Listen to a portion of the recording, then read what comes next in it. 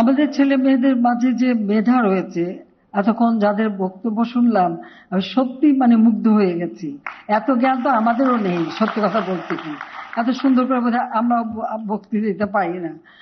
এত সুন্দরভাবে মানে অনুভূতিটা ব্যক্ত করা এবং বিভিন্ন দিকটা তুলে ধরা, প্রত্যেকের বক্তৃতা কিন্তু ভিন্ন ভিন্ন দিকটা উঠে এসেছে।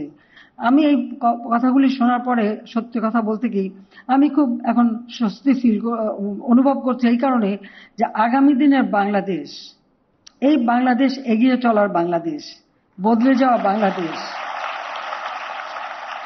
এই বাংলাদেশ নিয়ে আর দুশ্চিন্তার আমার কিছু নেই। কারণ এখন আমাদের এই ছোট্ট সোনামণিরাই নিয়ে যাবে এই বাংলাদেশকে স্মার্ট বাংলাদেশ গড়ে ভবিষ্যতে পরিচালনাও তারা করবে। এবং যে শিল্প খাতে যে পরিবর্তনটা এসে যাচ্ছে, চতুর্থ শিল্প বিপ্লব, তার উপযুক্ত দক্ষ কারিগর অর্থাৎ স্মার্ট সিটিজেন হিসেবে গড়ে উঠবে আমাদের এই আজকের ছেলেমেয়েরা, এটাই আমি বিশ্বাস করি। আমাদের শিক্ষা সহায়তা ট্রাস্ট ফান্ড, এটা আমি 2012 সালে প্রস্তুত করি। কারণ জাতির পিতা যে কথা বলেছেন যে দারিদ্র্যের জন্য কোনো প্রতিবন্ধকতা সৃষ্টি করতে না পারি।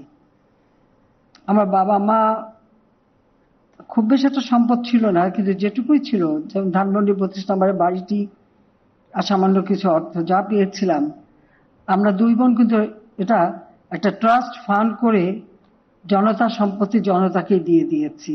পাশাপাশি একটা সেই ট্রাস্ট থেকে আমরা প্রথম মেধাবী ছাত্র, দরিদ্র ছাত্র সারা বাংলাদেশে, তাদেরকে কিন্তু এখন পর্যন্ত আমরা বৃত্তি দেই। প্রতি মাস হিসাবে প্রতি 3 মাসে আমরা এই বৃত্তিগুলি দিয়ে থাকি। শুধু তাই না, এই ট্রাস্টে আমাদের অনেক ছেলে পেলে পার্ট টাইম কাজ করেও কিছু হাত খরচ জোগাড় করতে পারে, সেই ব্যবস্থাটাও করে দিয়েছিলাম। কারণ তখন তো একটা পরিবেশ, কারণ আমরা তো সরকারি নেই, কিন্তু এই ট্রাস্টের মাধ্যমেই আমার ইচ্ছা ছিল যে সকলে আগে আমরা শিক্ষা সহায়তাটা করব। কাজে এরপর যখন সরকারে আসলাম, তখন আমি যখন চারিদিকে অনেক খোঁজ খবর পাই যে অনেক মেধাবী ছাত্র ছাত্রী, বাবা মা দরিদ্র, পড়াতে পারে না, ভর্তি হতে পারে না, সেই দিকে চিন্তা করেই একটা শিক্ষা সহায়তা ট্রাস্ট ফান্ড আমরা গঠন করলাম।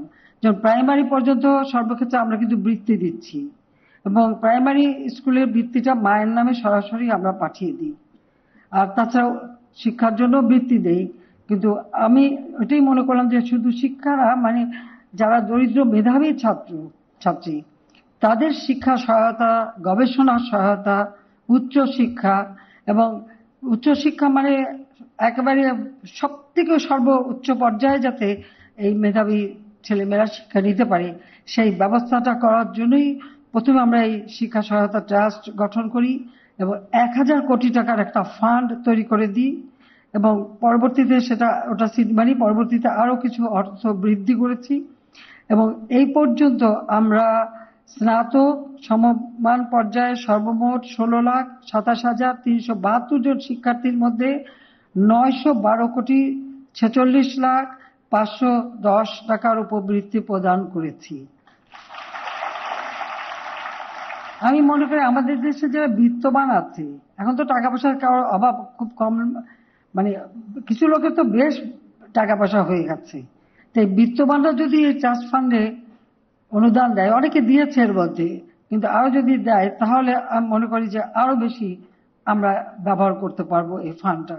তবে আমি আমাদের ট্রাস্টের থেকে, বঙ্গবন্ধু মেমোরিয়াল ট্রাস্টের থেকে এই ফান্ডে আমি অন্তত 2 কোটি টাকা আমরা অনুদান দেব, এটা আমি কথা দিয়ে যাচ্ছি।